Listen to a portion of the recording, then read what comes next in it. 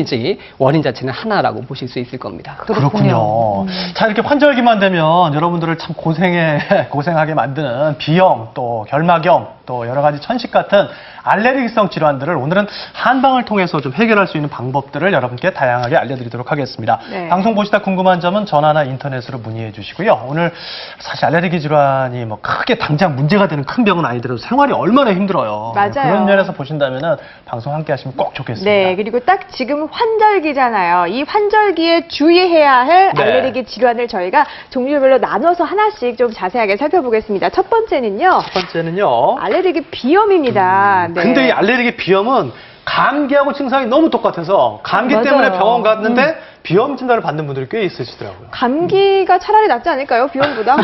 증상이 아주 비슷해요. 아, 예, 맞습니다. 그래서 일반적으로 결론적으로 말씀을 드리면 감기인지 비염인지는 그 코 증상이 계속 되지만 일주일이나 열흘 안에 해결이 되면 감기라고 볼 수가 있겠고요. 네. 비염인 경우에는 코 증상이 계속 2주 이상 반복이 되면서 낫지 않을 때 그 비염을 의심하고 특히 원인적으로 알레르기가 있을 경우에는 알레르기 비염을 의심해 볼 수가 있습니다. 그러니까 증상보다는 기간이 중요한 거군요. 그렇고 이제 참고가 되는 그 증상의 차이들도 좀 있는데요. 네. 우선 뭐 감기는 다들 걸려보셔서 아시겠지만 처음에는 몸도 으슬으슬 춥고 열감도 좀 있다가 목에 뭔가 낀 것 같은 이물감 같은 것도 느끼시게 되고요. 그리고 처음에는 맑은 콧물이 주로 나다가 나중에는 끈적끈적한 콧물이 나면서 네. 그 콧물 양이 줄어들고 기침 잦아지면서 해결이 돼야지 감기입니다. 네. 하지만 알레르기 비염은 그 특징적인 그 발작적인 재채기, 애취하지 않은 갑작스럽게. 재채기, 예, 그리고 줄줄 물처럼 흐르는 콧물이라든지 아니면 이제 눈이나 코가 가렵다든지 그리고 또 이제 코막힘이 심하다든지 이런 증상 중에 한두 가지가 반복이 되고 그리고 또 이런 것들이 하루에 1시간 이상 지속이 된다면 알레르기 비염일 수 있는 가능성을 의심해 보실 수가 자세히 있습니다. 보니까 좀 차이가 그러네요. 있네요. 그렇군요. 사실 지금도 재채기 나오려는 거 간신히 참고 있습니다.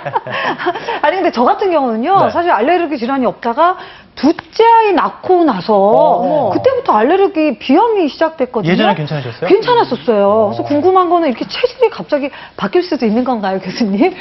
H. 이게 제가 이제 체질을 전공하다 보니까 방금 같은 질문을 상당히 많이 받는데요.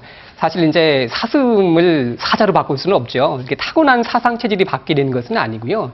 내 몸이 건강한 상태에서 이렇게 약화된 것이라고 생각하시면 좀 쉬우실 것 같습니다. 우리 몸이 이제 잘못된 생활 습관으로 인해서 면역력이 약해지신다든지 하셨을 때 이런 증상이 나타나시는데요. 우리 소금을 물에 녹이다 보면 처음에는 잘 녹다가 나중에 결정이 나타납니다. 이렇듯이 이제 외부의 자극이 너무 강하게 되면은 내 몸의 면역력이 못 견뎌서 바깥으로 이렇게 알레르기 증상이 나타나신다고 보실 수 있습니다. 네, 그렇군요. 면역력이 예. 좀 감소되는 경우가 그럴 수 있겠군요. 그러면 이 환절기가 되었을 때 이 알레르기 비염 증상 때문에 많이 고생하고 계신 사례자분 통해서 더 자세한 얘기 들어볼까요? 잔바람 부는 환절기만 되면 비염 때문에 고생이라는 신은순 씨. 애기 낳고 나서 계속 이후로 계속 그러고 환절기 때마다 그러고요. 코가 많이 간질간질하면서 목도 아프면서 그냥 엄청나게 많이 콧물이 줄줄줄 많이 흘렀어요. 최근 증상이 심해지면서 약을 찾는 날이 잦아졌다고 하는데요. 약을 먹어보고 나면 졸렸거나 내가 이렇게 뭐 말할 때 이렇게 정신이 없으니까 정심하면 할 수 없을 때 먹어요. 마스크와 손수건 없이는 외출하기조차 힘들다고 하는데요. 환절기만 되면 심해지는 비염 증세, 나아질 순 없는 걸까요? 한방병원을 찾았습니다. 먼저 맥전도, 수양명, 경락 등을 통해 신은순 씨의 전반적인 체력 상태와 신체 기능 상태를 알아보고요. 비강 검사를 통해 현재 코 상태를 확인해 봤습니다. 일단 기본적인 환자의 어떤 체력 상태라든지 그 자율신경 조절 기능을 봤을 때 만성적인 어떤 그 기능 저하를 갖고 계신 분으로 보이고요. 코 점막이 많이 부어 있거나 그렇지만 않지만 어떤 이제 그 맑은 콧물이 많이 흘렀을 수 있는 그리고 또 이제 점막이 자극이 돼 있는 그런 소견들은 볼 수가 있겠고요. 알레르기 비염이 장기화되면서 약에만 의존해 왔는데 좀 치료를 좀 더 적극적으로 제가 받으면 좀 낫지 않을까, 예전에 비해서는 좀 낫지 않을까 하는 생각은 드네요. 유독 환절기만 되면 심해지는 알레르기 비염 증세 완화하는 방법 스튜디오에서 알아봅니다.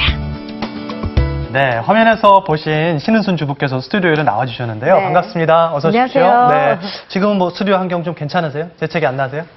지금 코만 이상이 있다고 생각을 어, 했는데요. 네네.